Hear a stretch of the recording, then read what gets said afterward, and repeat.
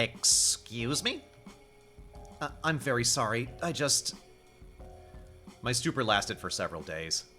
The superior eventually pulled me into her office and gently asked if I had made any progress. I hadn't, of course, which meant the rest of the conversation was decidedly less gentle. Hedwig, I'm sure that I don't need to impress the importance of your tasks upon you again. No, not at all. It's just... The path forward seems exceedingly simple to me. You haven't even breached the topic with Catherine the First? How exactly do I do that without giving the entire thing away? I would have expected that by now you would have been able to ingratiate yourself to the sisters. Can you really think of no way to elegantly approach the subject? No, not that easy. Of course it won't be easy. Speaking of the dead never is. But surely you can come up with a way to be elegant about it. I think you are vastly overestimating my social abilities. It's hardly been a week. I don't mean to be too brutish, but you haven't been drawn and courted by any conspirators yet, have you? You're not suspected of any ulterior motives, I'm certain of it. All the more reason that starting to press now feels so difficult. The superior sighed deeply. Let's walk through things together. James told you that Catherine could vouch for him regarding his traveling cloak. I imagine there's a way to confirm this without revealing too much. How? I suppose you could ask about Catherine the First generally. Respectfully, of course. And then you could, I don't know, mention you heard something about the cloaked villain arriving that morning? Yeah, Hedwig, I'm with you. Like, seriously? It's better than nothing. It's 12% of a plan. It's better than 11%, Hedwig. It sounds like you've thought about this. Maybe you should ask her. You're her superior, after all. I am your superior as well. Of course, I didn't mean... And I could not ask her for that precise reason. I am in charge of this place, and therefore everyone has their guard up around me. That doesn't make any sense. It is the way of the world. Being in charge is often more work than being charged. It's exhausting. But they'll trust me? I don't think anyone here would confide in me so readily. It is more likely they would speak to you openly, yes. Or at the very least, they may be less inclined to choose every word so carefully. I just don't know. Hedwig, you met James. You saw his suffering. I did. And perhaps they have not shown it, but the sisters are suffering as well. Bringing the truth to light will help heal everyone. It will fix everything. Well, not the accused. I just want the truth. If the sisters are keeping secrets, it would be well that they are hiding the truth out of fear rather than malice. The cloud must be lifted, for everyone's sake, and for Catherine II's. I wish people would stop calling her that. It doesn't feel right. Catherine II? I assure you, I meant it with the utmost affection. She took to it wholeheartedly. Her and Catherine I. Yeah, they're mixing it up in the language, I think. Like, which one is Catherine I? Like, depends on who is saying it, it kind of seems. They played some sort of game for it? It was a series of chess games, if I recall. Ah, I suppose I shouldn't be surprised at this point. It is an exceedingly popular game. It was either that or Smash Brothers. It's not just for children, if that's your apprehension. I wouldn't say I have any apprehension. I mostly just find myself frustrated by its use as a sort of language all its own. I think I was expecting that years and years of reading scripture would have been enough to prepare me for speaking in an abbey. Interesting. You know, I actually find it surprising that none of the books you had in your cell mentioned chess. It feels very old to me. There's so much written about it. As you've pointed out, it weaves through every conversation. I've known about it my whole life. It's very frustrating. It's more than just chess. I don't feel like I'm relating to these women at all. I mean, hey, I'm not even a woman, and yet I decided to play this game, so, you know. We're all doing our best, sister. What if I taught you? What? Chess. Would you like to learn how to play? I wouldn't want to impose. Don't be silly. It's a game. It's not an imposition in the slightest. Besides, if it'll help you build your confidence up somewhat. The superior got up from her seat and walked over to a shelf in the corner, retrieving a large wooden box. She heaved it onto her desk and opened the clasps, revealing an impressively polished chessboard. She carefully laid this board on the desk and beckoned me to bring my chair closer. She began removing beautifully carved pieces from the box and placing them on the board. Some were brilliant white and others were tinted with a red hue. Ivory. Aren't they lovely? They're incredible. Now, these common ones, that's right, the smaller ones, those are the pawns. They get lined up in the front, like this. They look a bit like thimbles. Well, they do, don't they? Line them up in a row here. What does the one on the horse do? Let's not get ahead of ourselves. We need to acquaint you with the most important pieces first. This one over here is the king.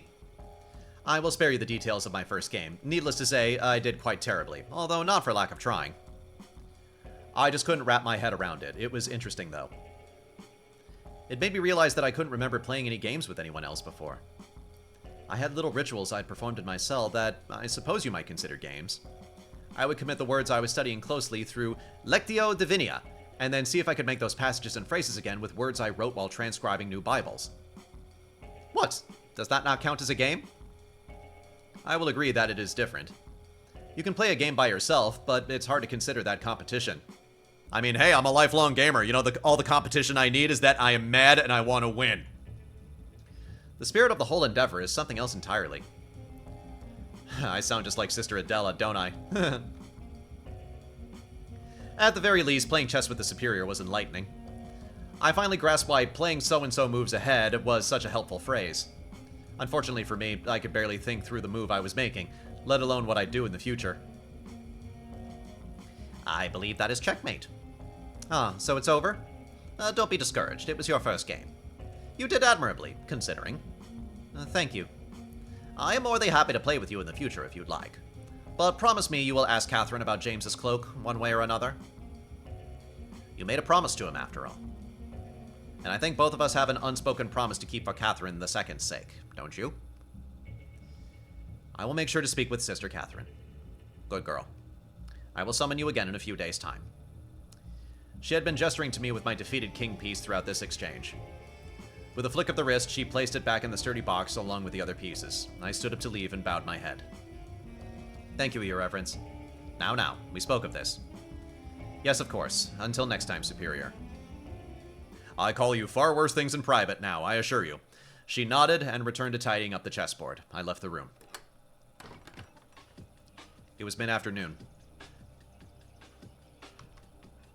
I remember the sky looking cloudier than ever, as if the fog I had seen surrounding Lynbarrow Tor had encroached around the abbey itself. What a strange place this is, I had promised the Superior I would speak to Catherine, but I admit that I was reluctant to run straight to her all the same. She came to me. After all, I would need to bring the topic up naturally. It was no use chasing her down. I had decided to clear my head with a stroll through the gardens. My stupor had not yet cleared completely, but I at least had the energy and desire to be amongst the flowers. It was a reassuring feeling. It had been a few days since I had felt the capacity to want. Even with gray skies above, the garden was a jewel. The flowers were fewer than I imagined they might be in spring, but nonetheless the bushes, hedges, and herbs were a welcome and inviting sight. I heard rustling up ahead. To my delight, a black cat eventually emerged from the bushes. There you are! It looked at me briefly with its big, moony eyes. For a moment, I forgot all about my troubles. I stepped forward to coo at it. It looked at me inquisitively. But a sudden sound from the bushes startled the poor thing. It scampered away, leaving me somewhat disappointed. Aww. A figure emerged through the bushes next to me. Sister Angela? Did you see it? The cat? No, the cow. She looked entirely ridiculous. There were twigs sticking out of her hood from her attempt to squeeze through the bushes, and she was breathing heavily. I suppose she must have been chasing the cat for quite some time. Of course I mean the cat! Oh, yes. Which way did it go? It sort of scurried off that way? I gestured towards the edge of the path. I was trying not to giggle at Angela's misfortune, especially given that thinking about the animosity between us had put me in a daze for half a week. I see. She glanced in the direction I had indicated, then sighed and stood up straight. If you find another opportunity, do not try to seize it. Cats have no business here at the Abbey. Why not? It doesn't matter. I know you're not used to being outside your cell, but I would have thought obedience would not be so foreign a concept. I'm the prioress. That should be reason enough. Why do you hate me so much? Angela was busy removing debris from her hood and cowl, but I could see her arch her eyebrow even higher than I was used to. I'm gonna arch the fuck out of this eyebrow! Gonna go all DreamWorks up in here! I don't hate you. Well, it certainly seems like you do. I should have perhaps saved this confrontational energy for questioning Catherine. But seeing Angela so out of sorts had, I must admit, urged me to act on the feelings that had been brewing inside me for the past several days. And that's funny. You know, I could ask you the same question. I seem to recall that I walked in on you being incredibly childish in your estimation of me. That was Charity. She egged you on. Don't be pathetic. Own your words. You've been very cruel to me since we first met. When you ran straight into me, that was a mistake. Yes, one you have made no effort to correct, it seems. I seem to recall that you barreled into me later the same day. I don't hate you, Sister Hedwig. I simply find you tiresome. I'm exhausted by what you represent. I wish you would believe me when I say I'm not after your job. I have no interest in running the Abbey. Or any Abbey for that matter. Even if I did believe you, which I'm not saying I do, that wouldn't comfort me much at all. Succession seems to be the Superior's plan for you, even if she hasn't told you. I'm the new chronicler, that's all. Yet you seem to leave your job quite early each day. I'm not a terribly prolific writer. Not yet. Sister Georgia R.R. Martin, am I right? This was one of the first times Angela hadn't had a retort ready to fire back at me. I was so surprised it almost knocked me off balance as much as a piercing reply would have. Anyway, for my part, I don't hate you. I'm afraid of you, I think. Well, that's good. That means you have not yet abandoned all respect for authority. How perfectly cruel of you to say. This is exactly what I mean when I ask, why do you hate me? And once again, I must say, I do not hate you. I hate your disregard for the natural order of things. I hate that once again, I've been saddled with unruly children to rear as my own, because the Superior has little interest in doing it herself. I am not a child. You are a babe not 2 weeks out of the womb. You weren't alive in that cell, and choosing to break that seal is a grave sin all its own. By my estimation, you need my help more than anyone else here. Then help me. I do not revel in my sins. I'm not proud of them. What help can you offer me beyond venom? Do you know what this place is, Hedwig? Linborough Tor is not a normal monastery. Surely you've noticed, even with your complete lack of worldly experience. Of course, but this is the last stop before the gates of hell. I thought that was Northwest Indiana. Do you think all of the sisters here ended up in this ruin of their own volition? Do you think there are an abundance of women in the world eager to take the veil and serve the Lord here? Make no mistake, you should be begging for my approval. You have emerged into a den of vipers, not a house of God. You shouldn't trust a word any of the sisters tell you. You should be wary of their intentions. Why, their behavior in the wake of the murder of one of their own should be evidence enough. I don't hate you, Sister Hedwig. I'm simply the only person here who cares enough not to lie to you. I don't care about you enough to lie to you, Hedwig. I have high expectations for your behavior. That is all. You, at the very least, have the potential to serve God with humility and grace here on this hill. Not like the other lost women here. The criminals and the freaks. Christ spoke highly of the prostitutes and tax collectors, only on the condition that they sin no more. The sisters here, they believe they are owed salvation. That is true, Sister Angela. Why? Spit it out. Why are you here? Why indeed? And with that, she brushed the last twig out of her habit, peered down her nose at me one last time, and left. How perfectly bewildering that woman was to me. Forgive me for being cross, but to this day I find her treatment of me beguiling. God, she was hot! I had spent days wondering, did I deserve this? Was Angela a conduit through which God could punish me for the sins Angela rightfully pointed out to me? I still wonder that. In my calmer moments, I acquiesce to the idea. In my lowest moments, I almost relish it. But the truth of the matter is, every time I was presented with her maddening ability to pinprick me, to always find something wrong with me. Oh my, I'm doing it right now, aren't I? Ignore me. All is right with the world. I am back here in my cell, where I belong. I deserve every bit of ire I am recounting to you. It's just that in retelling the story, I must inhabit a previous version of myself to properly describe how I felt. I will try my best not to let the past and the present bleed together too much in the future.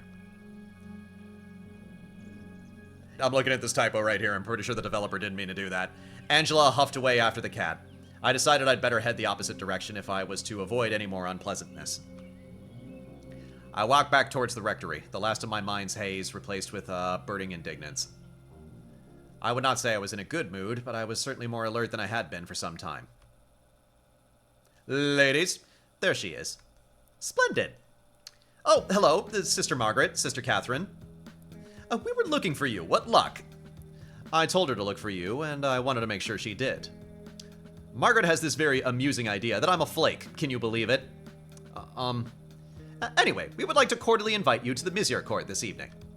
That's right.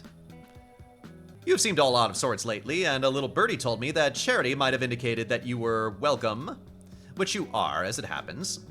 But you've been in such a state recently, Margaret got it into her head that perhaps you were waiting for a more direct invitation. Which I actually suggested Catherine extend several days before you even spoke with Charity about it, I should add. Which I don't remember, but I would never accuse Margaret of lying. Hence, would you like to join us in the Misericorde tonight?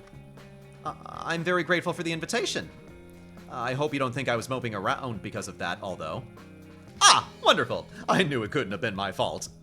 Catherine, Margaret, Janet, Dr. Scott, let her speak. Of course. Did Charity explain what happened after our conversation? There was nothing else mentioned. Oh, well, I looked over my shoulder and peered past the pair of sisters in front of me, just in case Angela was preparing to make another dramatic entrance. Sister Angela may have overheard the two of us speaking unfavorably about her. Is that all? Oh, no wonder she didn't say anything about it. Arguments with Angela happen all the time. It's practically passé to mention. No, you don't understand. She was extremely upset. It was horrible. You never forget your first. The first time she caught me in the pantry at night, she dragged me by my ear to the superior's office to wake her up to demand I be punished. Were you? Of course not. Soup mumbled something about sleep being important and shut the door. Honestly, I think it was meant more for Angela than me. Angela had it in her head that I am responsible for the cat running around the Abbey. And she will not stop bothering about my broken door. It's a bit creaky. I'm a busy woman. Besides, I can't work with my hands. So I shouldn't worry about Angela? No. Not in the slightest. I considered expanding my story to include the encounter with Angela that I had just left, but I decided not to pursue the subject further. I was relieved to hear that I had some support in the matter. However, I didn't want to risk continuing to invoke Angela's name, lest she emerge from behind a corner or drop from the ceiling at that very moment. What does one actually do in the Misericorde? Drink. Yes, there's a lot of wine. Is that all? Wine, as I'm sure you're aware, is a staple of life in monasteries. So this on its own was not exactly enticing. After all, there was practically an ocean of the stuff just below us. Better wine than we drink usually, to be clear. Wine that's made for the drinking, not just for drinking. Oh, I see. There's also chess, music, if I'm feeling like breaking out the lute, anyway. We read and talk. It's an oasis of pleasure here in our boring little community. Angela will not be attending tonight, by the way. Well then, I'd be delighted to join you. Splendid. I'm very sorry if you were feeling left out. I assure you I was not, but thank you all the same. You really worried too much, Margaret. Well then, I'll see you later. The two excused themselves. Are you surprised that I agreed to attend what sounds plainly like a night of debauchery, gossip, and sin? Well, I suppose I surprised myself too. Although, as I'm sure you've guessed, I had an ulterior motive. A wine-soaked event would be the perfect opportunity to ask Catherine about poor James. Tongues would be looser than usual, and my questioning might not be under quite such scrutiny. I explained all of this to the superior, who pulled me aside after supper to ask if I had fulfilled my promise. The Misericorde. Yes, it seems like the best way for me to talk to Catherine about it. It'll seem natural. And it didn't feel natural at any other point you saw her today? When she was giving you this invitation, perhaps? Margaret was with her. I see. Well, I don't love the prospect, but as long as you get the result we need, I can't stop you. Is there something wrong with the Misericorde? It's a space with explicitly relaxed rules. To be honest, I'm surprised you aren't more vocally opposed. Well, it's a rule unto itself, is it not? I cannot argue with tradition. I see. You're a stickler, but not a spoilsport. Something like that. I can understand that, I suppose. The problem is, given that most rules around here are quite lax, the bar is raised a bit higher in there, I think. Angela certainly cares about the rules. Well, she's the prioress, so that's her job. Although she might go a little too far in the other direction for my taste. What is your ideal picture for this place, then? I'd be curious to know. That's a very interesting question. Thank you for asking. The Superior swirled the cup she held in her hand and looked off into the middle distance behind me. It would be much the same, truthfully. The buildings wouldn't be in such disrepair. I wouldn't have to suffer such direct insubordination on a regular basis, but I certainly wouldn't rule by the sword. That's the trouble with the Misericorde as it exists now. I have no quarrel with the concept of an easement in the dam, but I'm not sure there is much of a dam currently. What do you mean? Children should be expected to have secrets. Towns need inns. The workers in the fields, the lowliest peasants, deserve their holidays. Precepts must be upheld, but I think they can only be upheld if people are allowed at least the illusion of breaking them. That is surprising, to say the least. You disagree, then? That's understandable. Well, for one, are we not nuns? Foregoing earthly delights is our strength and purpose, surely. It would seem we have reversed positions here. Flip the chessboard around the other way, as it were. Well, in my ideal abbey, everyone is content. They do their tasks and enrich their lives and serve as vessels of prayer. And then they are allowed a brief respite, so that they do not become overwhelmed or discouraged by their work. I spent my whole life alone in a cell with my work, and not once did I complain. The Superior tilted her head in a manner that reminded me of the cat I had seen Angela chasing earlier that day. Did you never dream of leaving? Was there nothing in your books that you wished you could see for yourself? Never. The writing was enough. You must have a truly vivid imagination. I'm not sure I do. I just never needed anything else. You never sang to yourself? Invented little games? Well, I did have a few reading games now that you mention it, but perhaps that is how we arrived to an understanding then. You were perfectly content in the world as you experienced it. But you still needed to come up with something of your own. Something different. That's the ideal purpose of the Misericorde. The tavern, the arena, and so on. I find that very hard to swallow. Would you say the same of prostitution? That's kind of a leap. The Superior made a sneering gesture that took me aback. You are flailing your way out of check here, I'm afraid. There's no need to grasp at such extreme examples. Of course I don't feel that way about whoring. And don't retort by asking if I find whores beyond redemption then, by the way. That wouldn't make any sense. You're quite right. She finished her drink in silent satisfaction. I steamed for a minute. I'm afraid that she was actually entirely correct in her assumption that pivoting the conversation back to scriptural understanding was my intended reply. I find the Misericorde in its current state unseemly. The rules here aren't being followed outside of it, let alone inside it. I worry about what the sisters could be up to in there. It ceases to be an easement if the whole plane is flooded. Well, I'll be careful. I'm sure one night with the others won't utterly corrupt me. See that it doesn't.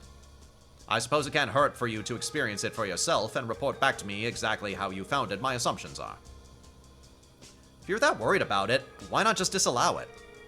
It's an expected function of a Benedictine monastery. Besides, I have no interest in making these women respect me less. Would they respect you less if you took it away? Or would they respect you more if you showed you had that power? I dare say I'd be the next one found without a head. I shuddered. While I was never completely free from fear, direct confrontation with the reality of my situation still unmoored me. It made me feel like I was being watched. Please don't say such things. I'm simply making a point.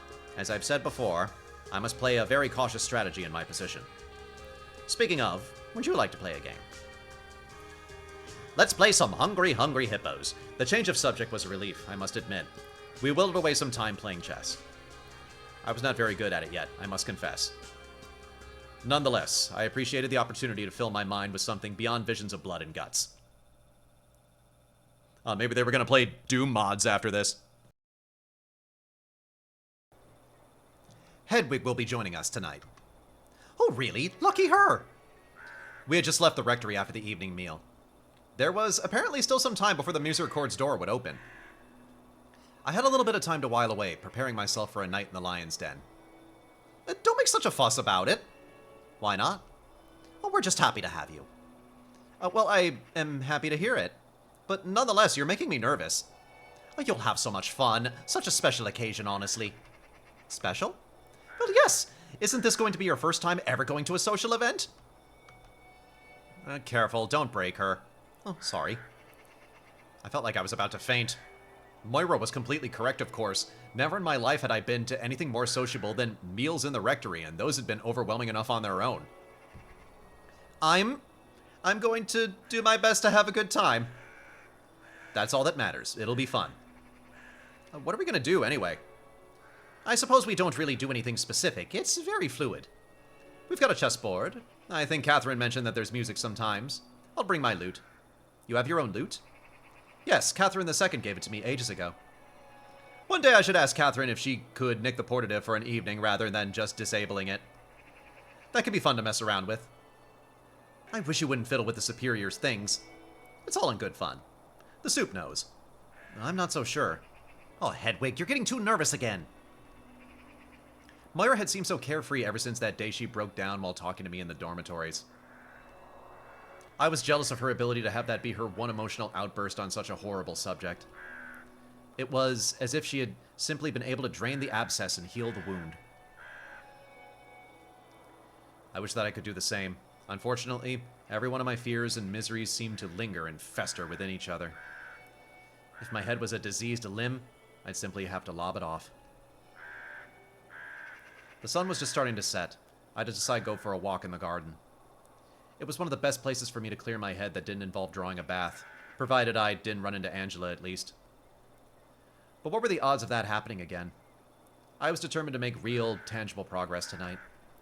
The Superior was right to be frustrated with the lack of momentum. That poor young man had begged me to do something to secure his freedom, and then I had slipped into a dark spell for days. I had been selfish. It wasn't going to be impossible. Things weren't so bad. I even had a clue to follow up on. It would be easy to ask Catherine about the cloak when we had had a few cups of wine. There was nothing to worry about. I was genuinely interested, after all. What would I tell Catherine if she asked how I knew about the cloak? Hedwig. Oh, hello. I want to show you something. You've got to come see. Very well. Darcy scurried off around the bend and toward the cloister before I could finish my reply. Oh, is she doing that thing that I did earlier? Little scurry thing. I had to hike up my robe to keep up with her without tripping on the stairs. She was leading me to the dorms, it seemed. Whatever it was she had to show me, I could not guess. I'm sorry about the mess. I lost an important mushroom and I have been turning the place upside down looking for it. She had ushered me into her room in the dormitory. It was a stark contrast from my own. There were bits and bobs everywhere. Haphazardly stacked books, bottles of various sizes, both empty and full, little scraps of paper, plants, and little pots. Oh, my little neurodivergent darling, I love you so. Darcy had certainly made the space hers. I've been working on this for a while, and I think you might be interested. She was standing in front of a small cauldron that was full of a thin, clear liquid that smelt a bit like wet grass. You have been sick and sad a lot lately, and I thought, well, maybe I could do something about that. Do something? Did you make this for me? It's a little something I'm fiddling with. Will make you feel better, maybe. Or it'll turn you into a newt. Let's find out. What's in it? I didn't want to sound rude, but I couldn't help but think about what might happen to me if I drank something Darcy had brewed. It has some St. John's wort and some sage and some water from the hills. It's a hybrid strain. I should probably make that clear. I boiled it all together with some other things as well. I forget. It is mint for flavor, though. Mentha? That's right. She ladled some of the liquid into a little bottle. The whole setup was a little precarious. I lunged forward to stop the wobbling cauldron from plummeting to the floor as Darcy knocked it about with her sleeve. Ooh, steady on me. Good thing I was here. Anyway, try some. Darcy, is this quite all right for me? I have no idea. Let's find out. What do you mean? I have a frail constitution, and this is very, very, very, very, very, very light. Do not worry. Little dab will do you, sister. Trust me. You think I could drink this without any trouble? If I did it right. If I did it right, it will in fact lessen your troubles. That is very kind of you. I hope I'm not being rude. I just, the Bible often reminds us to remain sober-minded. You are not sober-minded. You are sad a lot and lonely as well. I was very worried while you were not talking very much. And I am not very good at talking, so I did not want to butt in while you were saying precious few things. But it still made you sad to see that, so I wondered what I could do to help. This will help you remain sober-minded. The world is strange and there is much to be sad about. Even here, of course. But there is no better way to face the sadness than to be prepared. That is all this is. She held the little vessel out to me. Well, I took it from her and gingerly took a sip. It was surprisingly thick, although it didn't taste as bad as I had imagined. And maybe the mentha helped after all. Darcy beamed at me and took the bottle back from me, filling it up and closing it with a stopper before passing it back to me. Some more for later if you fancy. I don't feel any different. It will take a little bit, but I am sure it will relax you before tonight. Oh, I don't doubt that for a second, Darcy. Hour later, it kicks in and Hedwig is just like, oh, I'm gonna die in this Misericorde. Ah, that would be nice. Will you be joining us in the Misericorde as well? Not tonight. I will be busy with other things. The odds were increasing that I would have to deal with Angela in a social setting that night. The idea was not relaxing in the slightest and actively worked against whatever Darcy's potion might have been doing for me at that very moment. You will have fun. You will feel like a real member of the Abbey after tonight, I reckon. This is not going to be some sort of hazing, is it? Goodness no. That was the pranks. Right. I got you good. True enough, true enough. She smiled at me once more and then ushered me out of her dorm. I do not mean to rush you, but I have some work to do. Oh, not at all. Thank you for the tincture. I hope it serves you well. I gave a little nod of thanks and hurried out of the room. The tincture kicks in. Oh, well, time to do the Misericorde.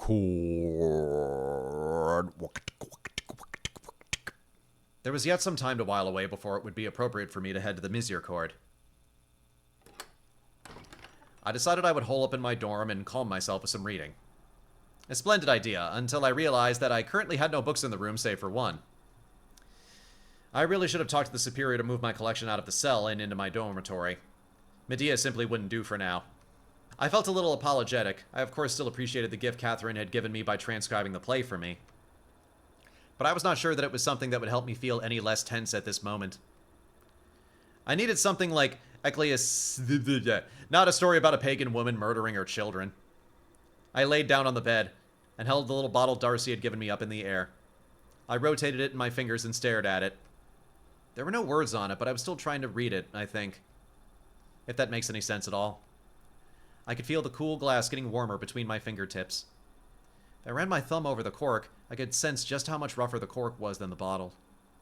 The longer I did it, the easier it would be to notice the sounds the bottle made as well. The gentle sloshing of the liquid inside, the way the stopper brushed against my skin. The way she's getting into this, I think the tincture started kicking in. It absorbed me utterly. Yep, there it is. I wondered if perhaps Darcy's concoction was working after all. I don't know what that says about me that I put that together before she did. Decade in Portland. I don't know what to tell you guys. After several minutes, I was so engrossed in the patterns of light dancing through the dark green bottle that I scarcely had room in my mind to think about anything else. Do you ever do that? Feel an object every which way until it feels like everything? I don't have any more of that tincture in me, but I still try from time to time. Lectio Divinia. The sacred act of rereading and repeating a single line of scripture over and over until it almost feels meaningless. Until the words are just sounds and the letters are just shapes. That is how I spent many of my days and nights in my cell. Breaking through all stray thoughts and bypassing all frivolous interpretations of the word, and simply living inside the true meaning of it. Reaching understanding through feeling rather than language. For a moment, I was that little bottle. We're getting started in the Misericorde now. I just thought I'd tell you as early as possible in case you planned on being fashionably late. Coming! The clarity that I had been enjoying burst like a bubble, and I was thrown right back into nervous anticipation. Oh man, the come down on Darcy's tincture. Woo! I rose from the bed and did my best to straighten out my robe. While doing so, the tincture fell from my trembling fingers. Luckily, it didn't shatter. It bounced once and then rolled around the cold floor, making a cold twinkling noise. Are you all right in there? Yes, sorry, I just dropped something. I scrambled to pick the bottle up, unsure if it was some contraband I would get in trouble for holding if Catherine, or worse, Angela, saw. Plus, I was so nervous. The tincture now safely in hand, I uncorked it and downed the second dose. Pre-gaming before the party, I respect it. It was cool, pleasant, and minty, and I could practically feel myself physically relaxing. It was like the cold concoction was replacing the black bile that ran in my blood with something else, something much more agreeable. The agreeable power of LSD. I slapped my own cheeks to bring out some color and shivered all over. I was ready. I opened the door to meet Catherine, who was leaning against the door frame examining her fingernails. You look significantly less terrible than the first time I collected you like this. I feel quite good, actually. Hold still. She stood up straight and licked her thumb as she had once before. This time, I was prepared. She rubbed it against my forehead, undoubtedly attending to some wayward bits of hair poking out from underneath my cap. There we are. Not bad. We'll make a little princess out of you yet. I simply smiled. Catherine turned on her heel and strode out of the dorms, and I followed close behind her into the hall.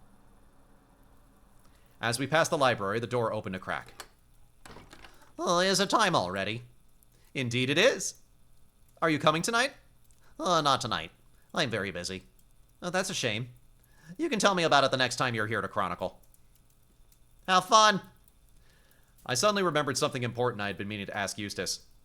In my miserable stupor, I had completely forgotten to ask her about Darcy's vision. I leaned forward to speak quietly, aware that the others behind me were watching. Still, it wasn't as if Darcy's visions were a secret. Oh, before you go, I was meaning to ask, could I read some of your notes about Darcy's visions sometime in the near future? No. Really? I'd find them ever so interesting. She said I should ask you about them. And I'm saying no. Have a nice night, Hedwig. She closed the door firmly. It is rather a pity she's not coming. She could be quite fun with enough wine in her. Anyway, in here. This is where the magic happens. 8 hours of Magic the Gathering every single Saturday night. Catherine opened the door to the Misericorde and held it open for me, ushering me in as if she were a deckhand on a gangway. Inside the room was a round table, rather different from the one in the rectory. It was quite clearly quite old. It was full of pockmarks and dents. Some parts of it were shiny, but others were quite dull. Various mismatched chairs were haphazardly placed around the table, as well as a couple next to a fireplace at the far end of the room.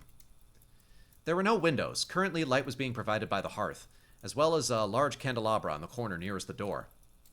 Well, here we are. Hello, Hedwig. Hello, dear. Welcome, welcome! There were 2 other figures I could see tending to the fire.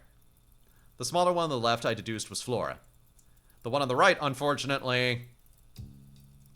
Angela! Goodness, it's been a while since I've seen you in here. Yes, well, some of us have better things to do than spend every possible night reveling. Oh good, we're getting prickly before any drinks have been poured. Yeah, this is why you serve the drinks before the meeting. This should be fun. Give it a rest, you two. Surely you can be nice to each other for one night. Of course. We wouldn't want to leave Hedwig with the wrong impression, would we? I agree. Let's do my Gilbert Godfrey impression. Let us all pray in the Misericorde. We can't let her leave without recognizing what a shrew you can be. Catherine! What? I was agreeing with dear sister Angela. Can we at least declare a temporary truce? For Hedwig's sake. I am willing. Why are you even here? Now you're just being childish. No, just curious. Are you intending to spoil things for the newcomer? Am I spoiling things currently? Oh, here we go. You're very good at this game. Oh, hell. I jumped. It barely registered with me at first that this exasperated growl had come from Sister Charity. You're both as bad as each other. Stuff it for one night. You can bicker on your own time, but me and everyone else are here to have a nice, relaxing evening, and you're bloody well not going to ruin it. Sit down. Shut your gobs. Drink and make merry. Or else. Consart it. Who wants some? Come on. Charity's about to donate her fist to your face. What the hell is wrong with me?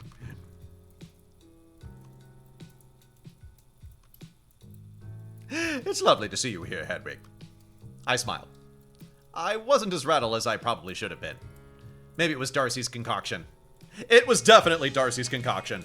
Or perhaps seeing Catherine and Angela at each other's throats had awoken a slightly unsavory sense of curiosity within me.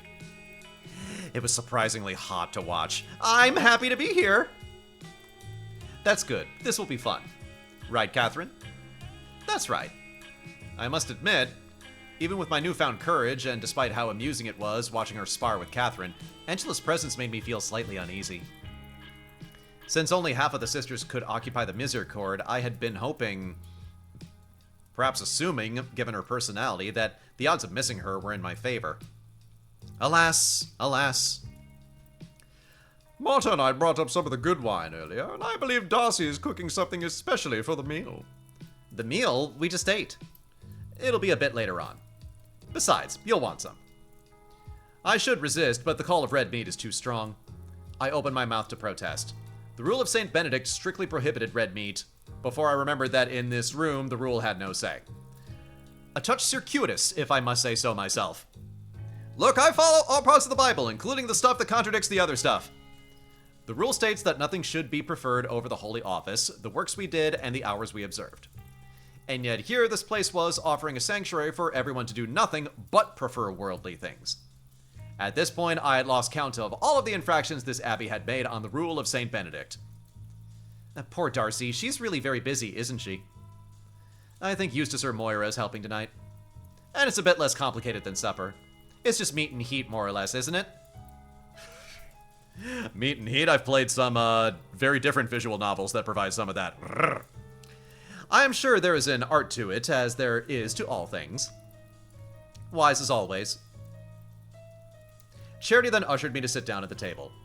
There were several mugs and a very large wineskin resting in the middle of the table. There was also a full cask next to the table on the floor that I had not yet noticed previously.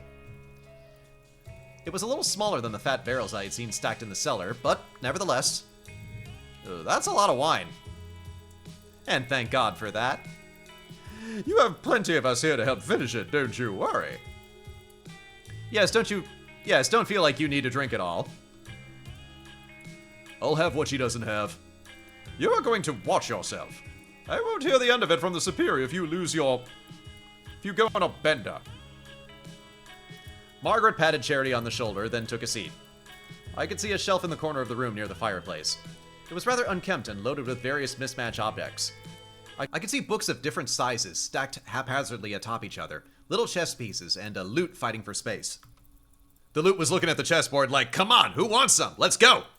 There were bits of fabric and what looked like a full robe stuffed in between these bits and bobs as well.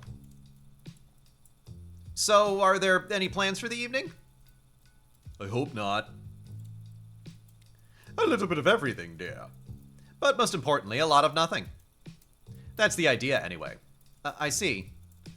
I had done a lot of nothing by myself in my cell. Oh, is that what we're calling it? I had missed it dearly, but I was curious what these women found so exciting about it.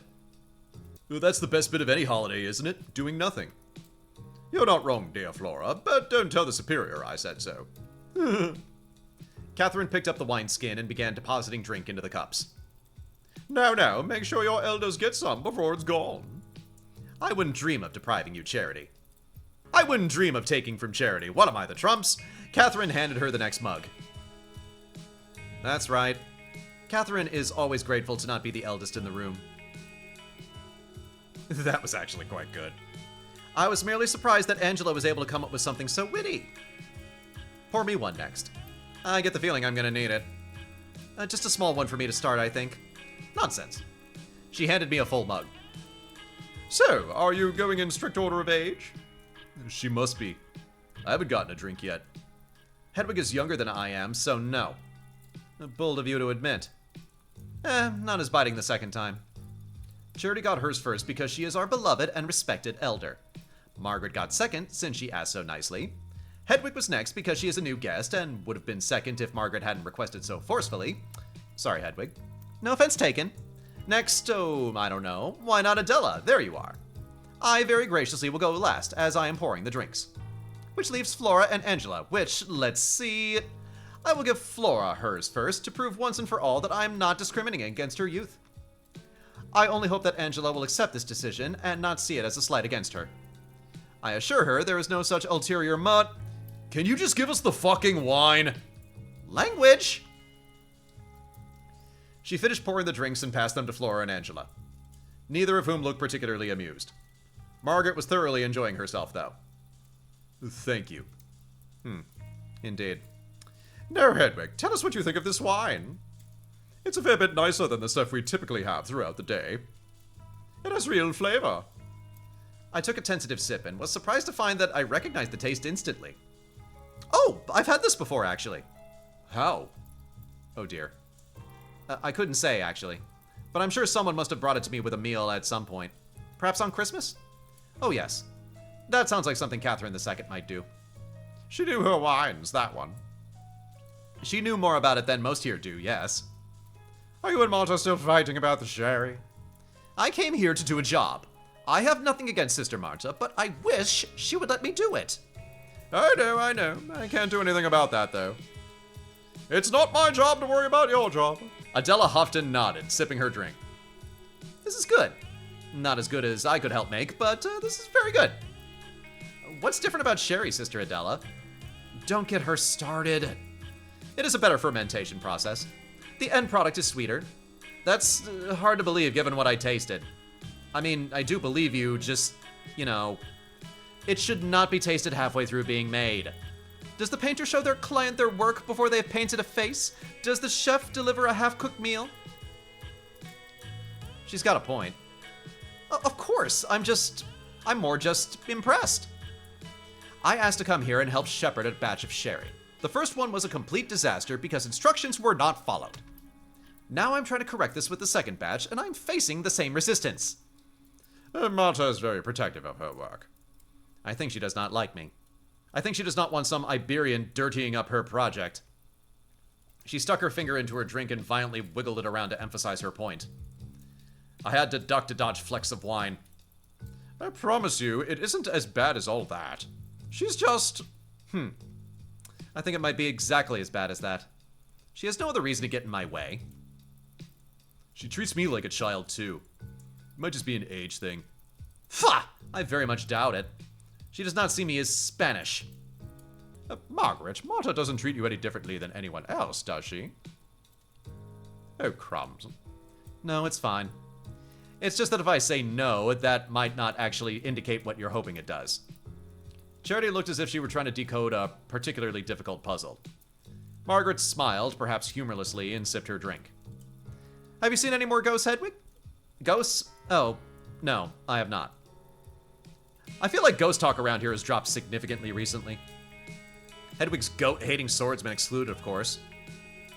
Oh, thank goodness for that. It's all rubbish. Oh, I don't know about all that. You don't get to be my age without seeing a few queer things here and there. You said a mouthful, sister. I've seen some ghosts. There's at least one on this floor alone, I reckon. Yes, I've heard them too. It's a shame Darcy isn't here. She always has plenty to say on this subject. Well, you can ask her when she brings the beef. I mean, where's the beef? Perhaps out in the hall where the rest of us won't be subject to such nonsense. I seem to recall somebody asking for an escort to the privy at night just in case she encountered something. That's just common wisdom. That has nothing to do with spirits or fairies or any such fantasy. There are bears or strange men. Bears? Yes, bears. There are bears around here? No. Absolutely not. Not that I've ever seen. I've seen a bear up close once, but that was before I ended up here. I have too.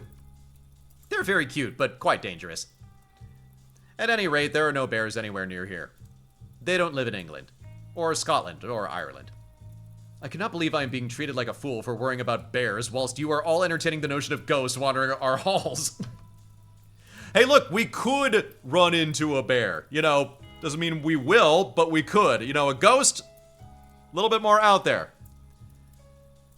Well, if they don't live here, not naturally, of course, but kings and nobles and other rich men keep them for sport.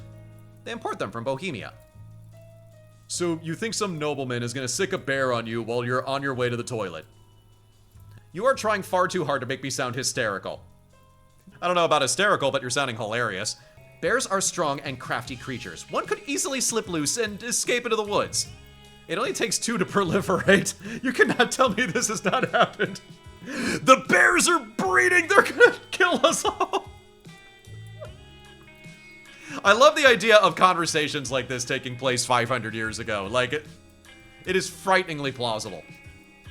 There was nothing but silence for a moment. As if we all realized how stupid this conversation was. Then suddenly everybody erupted with laughter. There we go! Now we realized how stupid this conversation was. Bears. Proliferating. Watch out! And they cannot stand women pissing at night. This is like Anchorman. I heard their periods attract bears. Grow up. You must admit, Angela, it sounds a bit ridiculous. Far-fetched at the least. It is nonsense, Angela. I am surprised. I had no idea you were worried about this. Well, I apologize for not wanting to risk being torn in half by a vicious beast or violated by some murderous cur at night. After all, only half of these things have happened here, so why worry about either? God, the character made the sarcastic comment that I would have. Yeah. Not in here. No, I think there's no better place to talk about it. The silence came back. This time it felt like the very air had been sucked out of the already stuffy room. Everyone was looking in different directions. I could hear heavy, deep breaths. Time for meat. Adela stood up first and strode over to the door, unlatching it and holding it open so that Darcy could lumber in carrying a massive platter of food. Everyone sort of shuffled awkwardly to move the cups and wineskin out of the way. Darcy plunked the platter down and dusted her hands off with a satisfied expression on her face. You have beef and lamb and a bit of pork here, coated in a special sauce and cooked to perfection over a roaring fire by yours truly. Why is everybody so glum? We're just hungry, Darcy. Thank you. Darcy's nigh impervious smile flickered just a little. All right, then. Well, enjoy. Aren't you going to have some? Oh, I'm not allowed. Not outside of the Misericorde, no. But you're here now. Even seeing Darcy's mouth twitch was heartbreaking enough that I felt compelled to do whatever I could to make her feel better. Luckily, she took my logic quite well. I suppose I am, aren't I? There are too many people in here. Oh, for Pete's sake, Angela. You go and stand outside while she eats, then. Angela's chair scraped violently against the stone door. I couldn't help but wince. She can stay. Have a good night, everyone. Touch dramatic, Sister Angela. Hedwig? Yes, Sister Angela? Nothing. Not now. I won't spoil your evening. With that, she swept herself out of the room.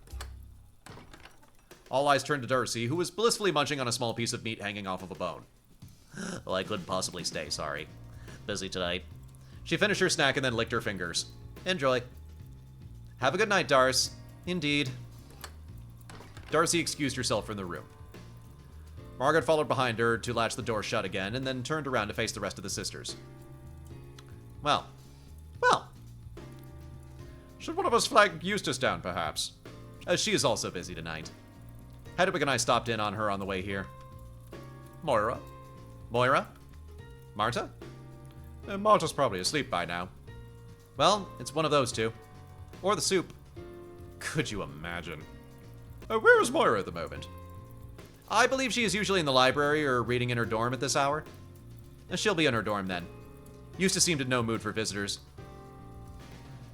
Flora, would you be a dear? I just started eating. I'm only asking you to go down the hall. The food will still be here when you get back. Will it? I've seen you eat a lot before. Not getting in the middle of that. Now! Cheeky little... I'm going. This was certainly not as relaxing as I had been led to believe. That being said, I was still feeling surprisingly confident. I think perhaps I was even finding some relief in the fact that this particular spat had unfolded without me at the center of it. In fact, I was barely involved in the kerfuffle at all. Charity forced a smile. Well, best not let things get cold. There was a murmur of approval from the others. We all moved our chairs slightly closer to the overflowing platter of sugared meat. I do not understand why Angela is so cruel. I'm positive she's gotten worse as well. She has always been an insufferable little coxcomb. Must we drag it all out? She's left. No use quarreling with someone who's not even here. To be fair, Charity, Hedwig is here because Angela overheard you two grousing about her. Yes, well, that's different. It's not fair if you get to have all the fun. Well, I was under the impression that Angela wanted to come tonight to apologize to Hedwig for her behavior. Ha! That does seem a bit far-fetched. No, it's true. I apologized to her for my outburst, and she agreed to apologize to Hedwig for her roughness. Is that true, Sister Charity? This did stretch credulity, but I was curious. Angela's barbed words had wrapped so tightly around me, even the slightest bit of slack was a relief. Of course, on condition that you also apologized, I think. A first start for all of us. I have nothing to apologize to that woman for. Well, not a thing. Well, if she wants an apology, I'm obliged to hear what she has to say and do my best to make amends. Catherine's upper lip curled harder than I've ever seen it curl before. She will hang whatever complaint she has over your head for the rest of your life, apology or no. Believe me, I've been there. Really? Oh yes. I've done that song and dance for her. She just enjoys watching people squirm. How cruel. She wasn't always like this. I don't care. It's true, though. It's a shame. What happened? If I knew, things might look a little different. It has certainly gotten worse since Catherine II passed on. That's true for all of us. And she got along with Angela worse than I do. This was difficult to imagine, but it was very interesting indeed. Why is that? It's actually a bit funny. I remember them getting along very well, to be honest. They were friendly at one point, but I mostly remember them clashing. So, Hedwig, I had mentioned to you before that Catherine II loved foisting projects and hobbies on us. I remember. Well, for a while, it was... Should we say this? For a while, it was bawdy literature.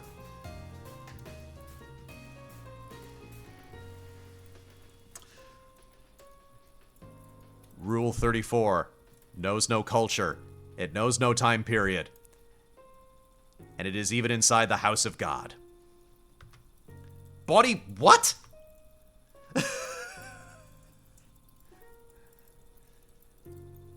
Fablio, as it were. You mean love poems? Romantic writing? No. Well, perhaps. After a fashion.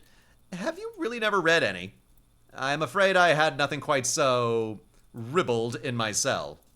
They can certainly be romantic, although I think they are more concerned with the, fruits of romance. A particular part of romance. The intercourse. The fucking. I nearly choked on the bit of lamb I was eating.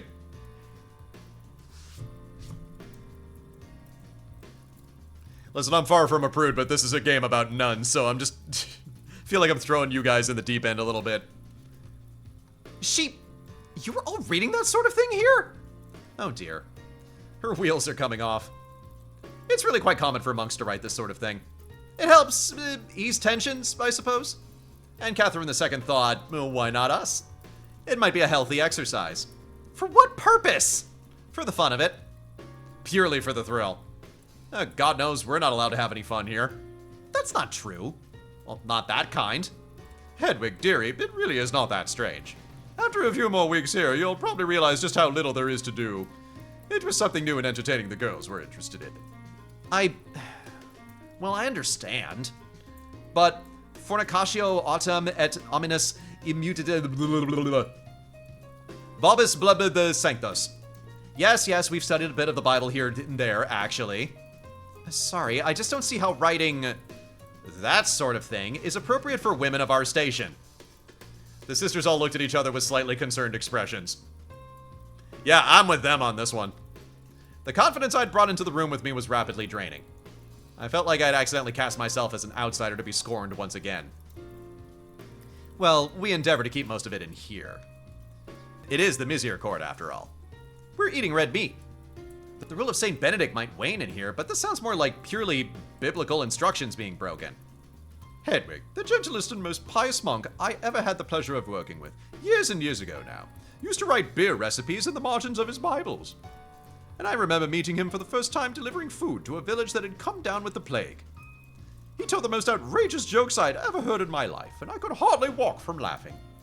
all while risking ourselves to help the diseased and dying. Do we deserve hell for a few bawdy japes? Well, this was not an argument worth having. It depends on the jokes, I would think. Everyone else laughed. I was stunned by Catherine's ability to say the exact words I wanted to say with the exact opposite meaning. Tell us one. Yes, go on. Well, all right. As long as Hedwig is quite all right with it. I smiled meaninglessly. I felt like a bear showing off my teeth. Please don't hold back on my account. A trial by fire for dear Hedwig. Very well, very well. Here it is. He told me about a nun he had worked with before who had been a midwife, much like myself. Before she joined our convent, she'd been assisting her lady with a particularly tough birth.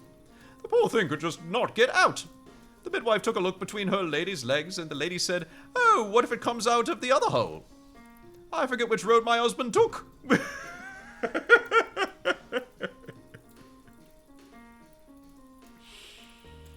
The others erupted in raucous laughter. Catherine was practically doubled over. I don't get it. Think about it. What do roads have to do with it? Babes typically come out of the, you know. Yes, that much I know, thank you. I actually wasn't sure you would, so that's a relief. Is that in the Bible? I'm capable of a fair amount of deduction on my own. I may have spent a long time in a cell, but I'm not a complete fool. That's fair, that's fair. So you know a rough outline of how it all works. Yes! Well, there you go then. All the pieces are within your grasp. So yeah, that joke came up from behind and bit her in the ass, if you catch my drift. Oh no. Gee, she got there. How does that... Why? Does that work? No, that's the joke. So the joke is that her husband was... That's very possible, but that's not the thrust of it. Think harder, Sister Hedwig. I was rescued by the sound of the door swinging open. Found her. Hello, everyone. You lot ate all that while I was gone? There's still plenty of food. What took you so long? Couldn't find her. Oh, sorry for giving you the runaround. I ran into Darcy and was chatting with her, and I went for a walk in the garden. Could Angela not make it? She got her fill of the attention she wanted. And let's not get back into it. No, I could talk about it all night. Oh, that's the problem. Fair enough. Well, now that we're back up to fighting strength, what to do? Should we play a game? I would love to play some chess. Later, I'm not feeling particularly strategic yet. She reached for the wineskin and poured herself a generous refill. I'll get there, I'm sure.